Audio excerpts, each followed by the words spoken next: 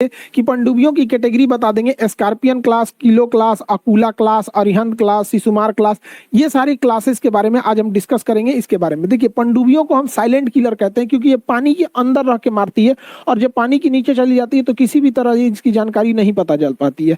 द्वितीय विश्व युद्ध में जर्मनी का सबसे बड़ा ताकत यही पनडुब्बी थी जिसे वो यू बोट्स कहता था। यू बोट्स ने ही सबसे ज्यादा तबाही बचाई थी जर्मनी की नौसेना में यहाँ पे। तो देखिए, हम पनडुब्बियों के इंजन के बारे में पिछली वीडियो में चर्चा कर चुके हैं। पनडुब्बी एक जो कन्वेंशनल पनडुब्बी होती है जो बाहर निकलती है और अपने डीजल इंजन को चालू करके अपने भारी भरकम बैटरी को चार्ज कर लेती है और फिर अंदर चली जाती है, जिसे हम डीजल, और अंदर जाके बैटरी से चली इसलिए इलेक्ट्रिक। तो डीजल इलेक्ट्रिक पनडुब्बी जो होती है, इनकी खराबी हर 2 दिन पे इन्हें 3-4 घंटे के लिए बाहर आना पड़ता है जिससे कि इनकी बैटरी चार्ज हो सके। तो ये डीजल इलेक्ट्रिक हो गई, बस 2 दिन काम करेगी। जबकि एक अंदर होता है air independence propulsion system, AIP technology. AIP technology पानी के अंदर ही बिजली बना देता है, लेकिन वो बिजली इतना पावरफुल नहीं होता है कि पनडुब्बी को चला सके, लेकिन वह बिजली बैटरी को चार्ज कर देता है और बैटरी इस पनडुब्बी को लेके चली जाती है। इस वजह से ये 15 दिन तक पानी के अंदर रह सकता है। तो इसके तुलना में ये बहुत एडवांस होता है यहाँ पे। और सबसे बेहतरीन पनडुब्बी मानी जाती है न्यूक्लियर पनडुब्बी। परमाणु पनडुब्बी में ईंधन की जरूरत नहीं है, 5-7 साल तक उसका ईंधन खत्म नहीं होता है, ना ही उसको ऑक्सीजन, मतलब पानी से ऑक्सीजन बना लेता है। ये 3 महीने तक पानी के अंदर रह सकता है क्योंकि इसमें खाने पीने का सामान 3 महीने बाद खत्म हो जाता है, तो क्रू मेंबर को चाहिए होता है। तो पनडुब्बी 3 टाइप की आप देख लिए। अब ये पनडुब्बी हमला कैसे करती है, उस हिसाब से हम पनडुब्बी को 2 कैटेगरी में बांटते हैं। एक होती है अटैक सबमरीन। अटैक सबमरीन जो होती है टारपीडो, पानी के अंदर चलने वाले मिसाइल को टारपीडो कहते हैं। टारपीडो के हेल्प से दुश्मन के शिप को या तो मार के गिरा देगी या फिर दुश्मन के पनडुब्बी को मार के गिरा देगी।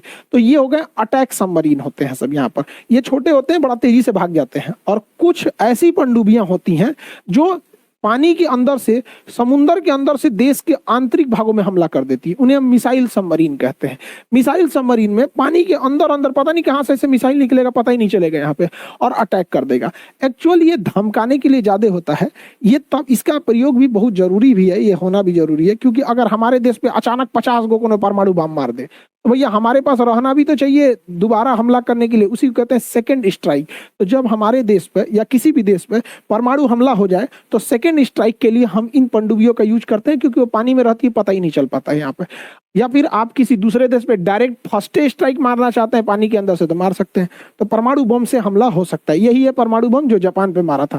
साइज देख लीजिए, यहाँ पे लोड कर रहा है, ले जाके पटक दिया था यहाँ पे। पहला बम का नाम था लिटिल बॉय, दूसरे का नाम था फैटमैन। तो पनडुब्बी देख लिए आप लोग, 2 टाइप की इन पनडुब्बियों को। इस प्रकार हम देखें कि इंजन के आधार पर हम पनडुब्बी को 3 भाग में बांट सकते हैं। कन्वेंशनल पनडुब्बी जो 2 दिन पे बाहर आएगी, एआईपी से इक्विप पनडुब्बी जो 15 दिन पे बाहर आएगी, और न्यूक्लियर पनडुब्बी जो 3 महीने पे बाहर आएगी। तो इंजन के हिसाब से पनडुब्बी को हम 3 भाग में बांट सकते हैं। बट हमको क्या मतलब है, उसमें हथियार कौन सा है, इस आधार पे देखते हैं। तो इंजन के आधार पे तो 3 भाग में हो गया।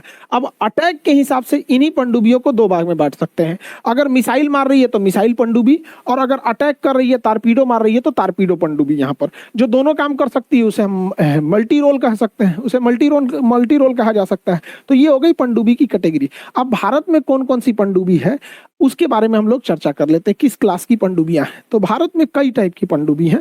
प्रोजेक्ट 877 के तहत जर्मनी के से हम लोगों ने खरीदा पनडुब्बियों को, जर्मनी के सहयोग से हम लोग ने इस पनडुब्बियों को प्राप्त किया।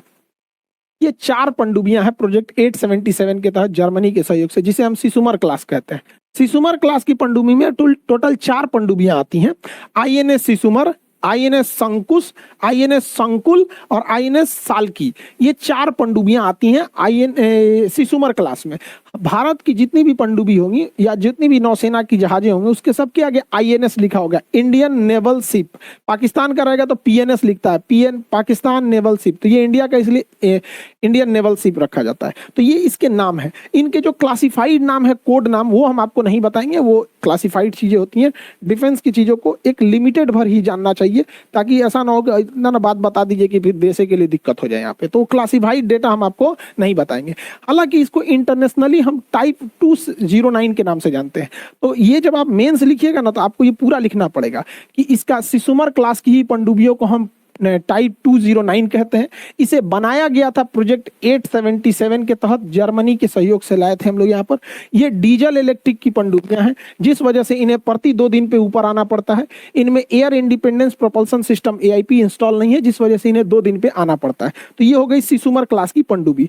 अगला पनडुब्बी देखते हैं प्रोजेक्ट 877 के तहत। उसी प्रोजेक्ट के तहत रसिया से भी हम लोगों ने कुछ पनडुब्बियां प्राप्त की है। तो प्रोजेक्ट 877 के तहत हम लोग ने 4 पनडुब्बी जर्मनी से प्राप्त किया, और प्रोजेक्ट 877 के तहत रसिया से हमने 7 पनडुब्बी प्राप्त किया यहाँ पे।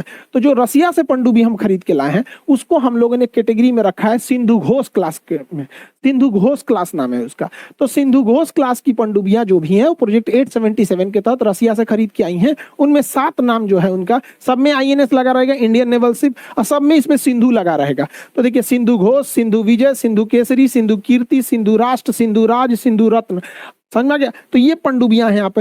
एक तो पनडुब्बी 2013 में INS सिंधु रक्षक जो थी, वो अब तो इसमें सिंधु रक्षक नहीं रही, वो मझगांव डकयार्ड के बाद उसमें ब्लास्ट कर गया था यहाँ पर, वो नहीं रही अब इसमें यहाँ पे। तो ये हो गई आपकी सिंधु घोष क्लास की पनडुब्बी। ये भी उसी प्रोजेक्ट के तहत बस रसिया से खरीद के आई थी। इसी को हम लोग कहते हैं किलो क्लास। इंटरनेशनल अगर हम इसको पूछेंगे तो ये किलो क्लास की पनडुब्बी कहलाएगी, और इंडिया में अगर हम इन पनडुब्बियों को कहेंगे तो वो कहलाएगी आपकी सिंधु घोष क्लास की पनडुब्बी। इनकी भी खराबी है कि ये डीजल इलेक्ट्रिक पनडुब्बियां हैं, इनमें एयर इंडिपेंडेंस प्रोपल्सन सिस्टम नहीं है, जिस वजह से हर 2 दिन पे इन्हें बाहर आना पड़ता है और ये ट्रैक हो जाती हैं सब यहाँ पे।